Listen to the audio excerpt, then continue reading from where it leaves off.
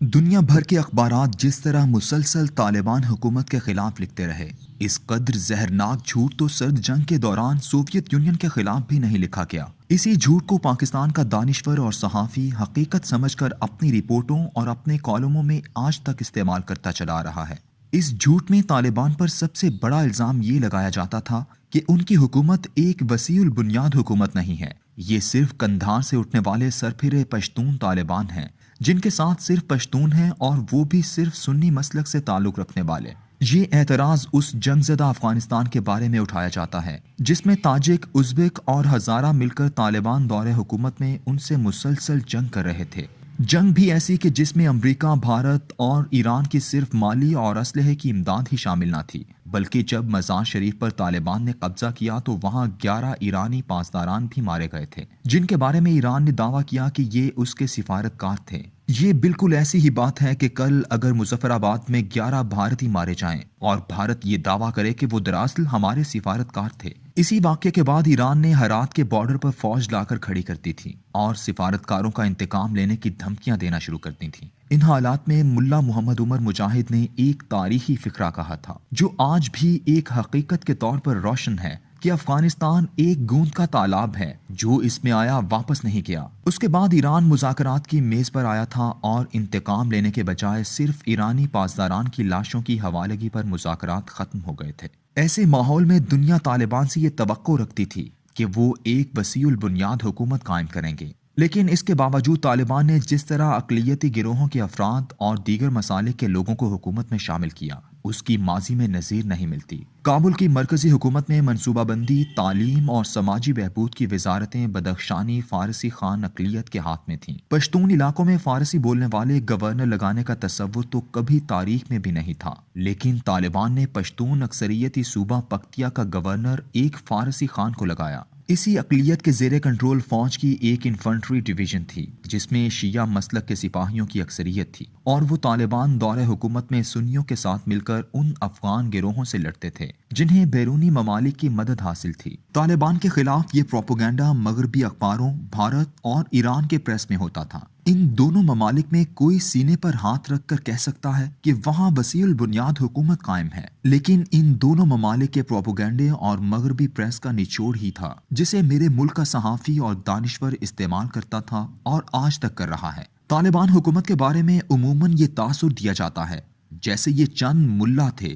جنہوں نے وہاں بزور قوت مخالف جہادی گروہوں کی آپس کی لڑائی ختم کروا کے امن تو قائم کر دیا تھا، لیکن یہ جاہل طالبان جدید طرز حکمرانی سے بالکل نابلد اور ناآشنا تھے۔ انہیں جدید دور کے ریاستی امور سے کوئی سروکار نہ تھا۔ ایک پسماندہ ملک ان کے حوالے ہو گیا تھا اور انہوں نے ویسے ہی رہنے دیا، بس چپ چاپ مساجد میں درس دیتے رہے۔ اس سے زیادہ جھوٹا اور بے بنیاد پروپیگنڈا نہیں ہو سکتا۔ طالبان نے حکومت میں آتے ہی سب سے پہلا اقدام یہ کیا کہ انہوں نے پورے افغانستان کو ٹیکس فری قرار دے دیا۔ اس سے پہلے افغان قوم نہ صرف حکومتی ٹیکس بلکہ بھتہ خوروں کے شکنجے میں بھی تھی۔ صرف زکوٰۃ اور عشر 2 ٹیکس وصول کیے جاتے تھے، یہاں تک کہ مدتوں سے عائد کسٹم ڈیوٹی گرمک تک ختم کر دی گئی تھی۔ تمام افغان جہادی گروہوں اور قبائلی سربراہوں کا ایک مستقل ذریعہ آمدنی منشیات، خصوصاً پوست کی کاشت تھی، جس کی آمدن کو جہاد کے لیے استعمال کرنے کے لیے فتوے بھی دیے جاتے تھے۔ اس وقت افغانستان میں یورپ کے بڑے بڑے تاجر، نائجیریا، ایتھوپیا، صومالیہ اور سوڈان کے چھوٹے چھوٹے بے شمار اسمگلرز موجود تھے، اور یہ کاروبار زوروں پر تھا، جس کی وجہ سے افغانستان میں گندم کی جگہ پوست کاشت کی جاتی تھی۔ طالبان نے صرف ایک حکم نامہ جاری کیا اور دنیا نے تسلیم کیا کہ افغانستان جو دنیا میں 90% افیون سپلائی کرتا تھا، وہاں اس کا بازار مکمل طور پر بند ہو گیا تھا۔ طالبان کو کھیلوں کا دشمن بنا کر پیش کیا جاتا ہے کیونکہ انہوں نے بزکشی جیسے خونی کھیل پر پابندی لگائی تھی اور اسے افغان روایات پر حملہ تصور کیا گیا۔ یہ بالکل ویسے ہی ہے جیسے اسپین میں بل فائٹنگ پر پابندی لگائی گئی تھی۔ طالبان کے زمانے میں فٹ بال کے کھیل کو بہت عروج ملا، اس پر بھی یار لوگوں نے یہ کہہ کر تمسخر اڑایا کہ طالبان کسی کو نیکر پہن کر فٹ بال کھیلنے نہیں دیتے، ڈریس کوڈ کسی قوم کا ترہ امتیاز ہوتا ہے۔ یہ اعتراض وہ متعصب لوگ لگاتے ہیں جن کے گولف کورٹ میں کوئی کھلاڑی جسم پر پورے کپڑے تو دور کی بات ہے، ننگے پاؤں بھی نہیں گھس سکتا جب تک وہ مخصوص جوتے اور لباس نہ پہنے، اس کا داخلہ ممنوع ہوتا ہے۔ یہی قانون پولو کے کھیل میں گھڑ سواروں پر لاگو ہوتا ہے، لیکن دنیا میں مذہب کا صرف طالبان کا اڑایا جاتا ہے۔ کہ انہوں نے فٹ بال کے لیے پوری ٹانگوں کو ڈھکنے کی شرائط عائد کر دی تھی۔ اس مضحکہ خیز گفتگو کا مقصد صرف طالبان کا سخت، درست اور غیر مہذب چہرہ دنیا کے سامنے پیش کرنا تھا۔ صحت کا شعبہ ایسا تھا جسے 15 سالہ جنگ نے بالکل اجاڑ کر رکھ دیا تھا۔ پورے ملک میں نہ اسپتال تھے اور نہ ڈاکٹرز۔ کابل یونیورسٹی کا میڈیکل کالج سالوں سے بند تھا، جسے کھولا گیا۔ اس کے ساتھ خواتین لیڈی ڈاکٹرز کی تعلیم کے لیے علیحدہ میڈیکل کالج قائم کیا گیا، جسے پاکستانی ڈاکٹرز نے قائم کیا۔ ہر ضلع یا ولسوال میں ایک مستشفی، چھوٹا اسپتال قائم کیا گیا، جو دراصل جنگ زدہ اجڑی عمارتوں کی تعمیر نو سے ممکن ہوا۔ زراعت کے معاملے میں اسلام کے اس بنیادی اصول کو مد نظر رکھا گیا کہ پانی کا معاوضہ نہیں لیا جائے گا۔ امن آیا تو وہ افغان کارکن جو ٹیوب ویل کھودنے میں شاندار مہارت رکھتے تھے، جنہوں نے پاکستان میں ہجرت کے دوران کراچی سے کوئٹہ اور یوب تک بلوچستان کی سرزمین اسی فن سے سرسبز و شاداب بنا دی تھی۔ یہ لوگ واپس گئے تو انہوں نے جا بجا اپنی مہارت سے ہزاروں ٹیوب ویل کھودے۔ پوست کی کاشت ختم ہوئی تو کھیتوں میں گندم اگنے لگی اور افغانستان اپنی تاریخ میں پہلی دفعہ گندم میں خود کفیل ہوا۔ پاکستانی اسمگلرز کا کاروبار بند ہوا۔ سپن بولدک سے قندھار تک کا پورا راستہ شاید ہی کسی نے اس قدر سرسبز دیکھا ہو۔ ننگربار میں کاما ڈیم، ہرات میں سلما ڈیم، لوگر کا چراغ ولسوالی ڈیم اور مولانا زیارت ڈیم، سروبی ڈیم امن و امان نہ ہونے کی وجہ سے تباہ حال تھے۔ تقریباً 20 سال بعد نہروں اور کاریزات کی صفائی کروائی گئی اور آبپاشی کا نظام درست کیا۔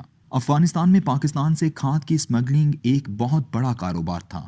یہی وجہ ہے کہ مزار شریف کا کھاد کا کارخانہ پاکستان اسٹیل مل کی طرح صرف 700 تھیلے روزانہ بناتا تھا، جبکہ اس کی اہلیت 4000 تھیلے تھی۔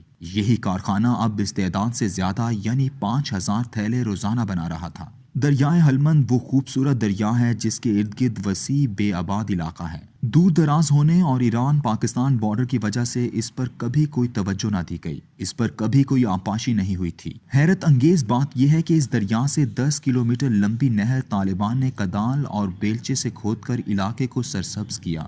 آبی ذخائر کی بدحالی اور جنگ کے ماحول کی وجہ سے ان سے بجلی بھی حاصل نہ کی جا رہی تھی۔ امن آیا تو طالبان نے نفلو ڈیم، ماہی ڈیم، کجلی ڈیم، کاما ڈیم اور ایسے کم از کم 12 ڈیموں کو مرمت کیا، نہریں جاری کیں اور نفلو ڈیم سے 100 میگا واٹ، سروبی سے 30 میگا واٹ اور ماہی سے 80 میگا واٹ بجلی حاصل کرنا شروع کی۔ اور یوں کابل اور جلال آباد کے شہر اور علاقے جو حکمت یار اور احمد شاہ مسعود کی خانہ جنگی کی وجہ سے تاریکی میں ڈوبے رہتے تھے، روشن ہو گئے، جاری ہیں۔